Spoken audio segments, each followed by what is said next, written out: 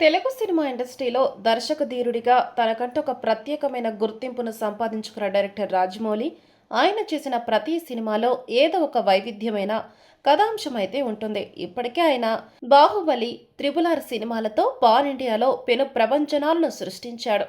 ప్రస్తుతం మహేష్ బాబుతో చేస్తున్న సినిమాతో పాన్ వరల్డ్లోకి ఎంట్రీ ఇచ్చి ఎలాగైనా సరే అక్కడ తన సత్తా చాటుకోవడమే లక్ష్యంగా పెట్టుకొని బరిలోకి దిగుతున్నాడు.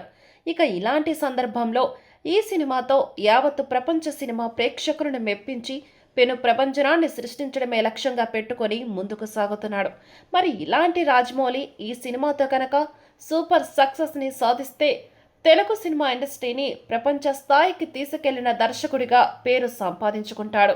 ఇక ఇదిలా ఉంటే రీసెంట్గా సింగర్ రాహుల్ సిప్లగంజ్ హిరణ్యారెడ్డికి ఎంగేజ్మెంట్ అయిన విషయం మనకు తెలిసిందే. అయితే రాహుల్ సిప్లగంజ్, హిరణ్యారెడ్డి ఇద్దరు మొదటి నుంచి కూడా చాలా మంచి ఫ్రెండ్స్ అంట. వీళ్ళిద్దరూ స్నేహితులుగా ఉన్నప్పుడు అనుకోకుండా ఒకసారి వీళ్ళ మధ్య గొడవలైతే వచ్చాయట. ఇక అప్పుడు త్రిబుల్ ఆర్ సినిమాలోని నాటు నాటు అనే సాంగ్ పాడడానికి రాహుల్ వెళ్ళినప్పుడు అక్కడ రాజమౌళితో చాలాసేపు మాట్లాడాడట.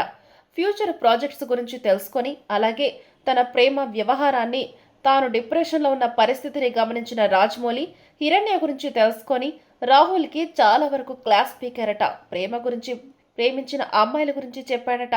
మొత్తానికైతే రాహుల్ హిరణ్యారెడ్డిని కలిసి తన ప్రేమ విషయాన్ని చెప్పడమే కాకుండా ఇద్దరు పెళ్లి చేసుకోవాలని కూడా అప్పుడే నిశ్చయించుకున్నారట. కానీ కెరియర్ పరంగా మరి కాస్త గ్రోత్ వచ్చిన తర్వాత చేసుకుంటే బాగుంటుందనే ఉద్దేశంతో ఇన్ని రోజుల పాటు వెయిట్ చేశారట.